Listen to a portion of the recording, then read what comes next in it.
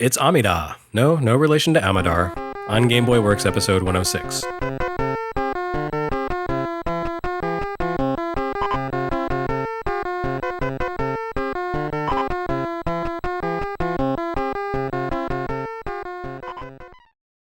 Late October 1990 brings us another game from Coconuts, Japan, but you'd be forgiven for thinking it was by Konami. Soreyuke Amida-kun looks an awful lot like Konami's arcade classic Amidar. I mean, sheesh, even the names are almost identical. And yet Konami's name doesn't show up anywhere in the game or on the packaging. Amida-kun was developed by a company called Sofix, a company whose only other known credits consist of a pair of PC Engine visual novels based on the anime Yawara.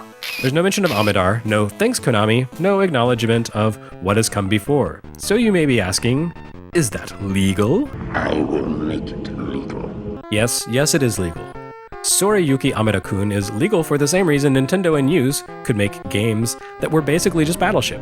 The core idea here may or may not have been inspired by someone else's trademarked and copyrighted video game, but even if it's a complete ripoff of another game, Coconuts Japan can get away with it by pointing to prior art. Just as Battleship was derived from pen and paper war games dating back to the 19th century, and just as blatant Monopoly knockoffs can exist thanks to the fact that Monopoly was a thinly veiled swipe of the Landlord game, Amida-kun can take a bite out of Konami's lunch by leaping back into the past itself. Both Amidar and Soreyuke Amida-kun take their inspiration from a traditional Japanese game called Amidakuji. Hence, not only the similar ideas, but also the similar names. Amidar dropped the kuji and stylized its title by drawing out the final syllable, whereas Soreyuke Amida-kun just turns the kuji into the Japanese honorific kun, which makes Amida into a character name and results in a title that means roughly, "You did it, Mr. Amida." Now, even if you've never heard of Amida-kuji, you've probably seen some variant of it before. In fact, I guarantee you've seen it here on Game Boy Works. The bonus screens in Super Mario Land amounted to simplified versions of Amida-kuji.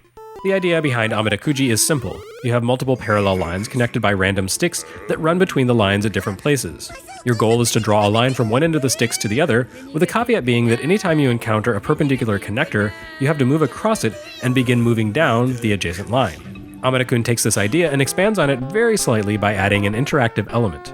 There's an adorable little puffball at the top of a set of 4 vertical rails who makes his way down to the bottom, but only one rail has a safe terminus.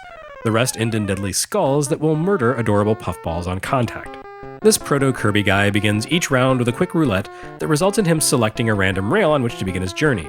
You don't know where he's going to begin his descent, so within every one of the game's 100 stages, there are 4 possible starting states. You have to keep the puffball from dying horribly on its way home by controlling a wide, blocky dude, presumably Amida-kun himself, who can create linkages between the vertical rails. Your puffy pal will treat Amida-kun like any other rail and walk across him. Once the cute little blob has made its transit across Amida-kun, you can move to a different spot on the screen.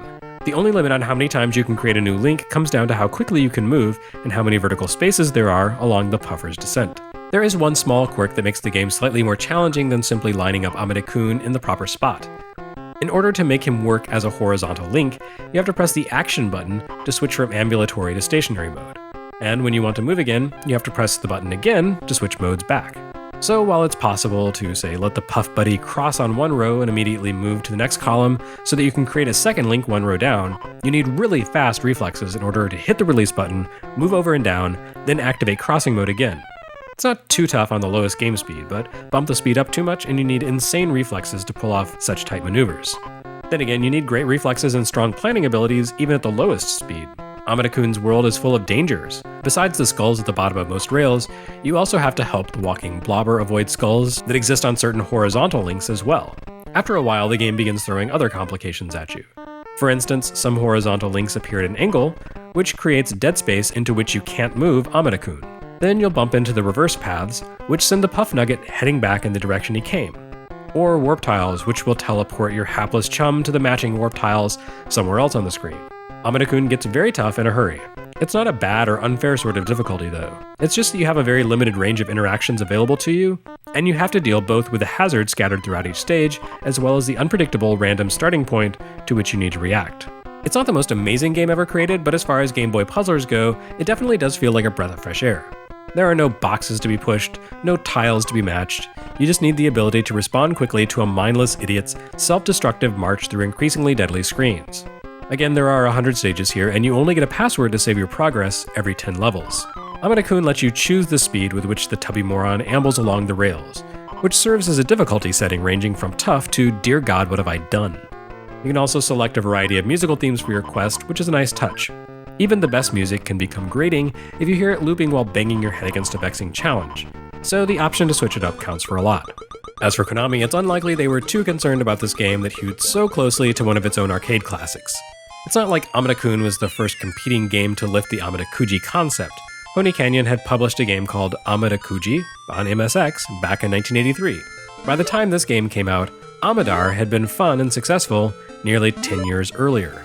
And by this point, Konami had moved along to richer, more original concepts, and were probably happy to leave this interpretation of a dated arcade game to someone else.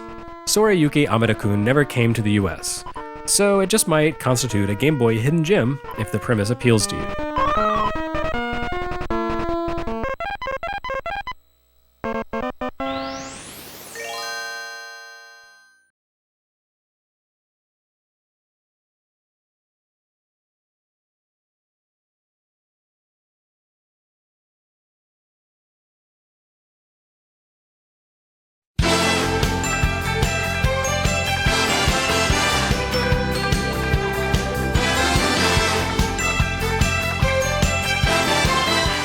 Next time on Game Boy Works, the Messiah has arrived.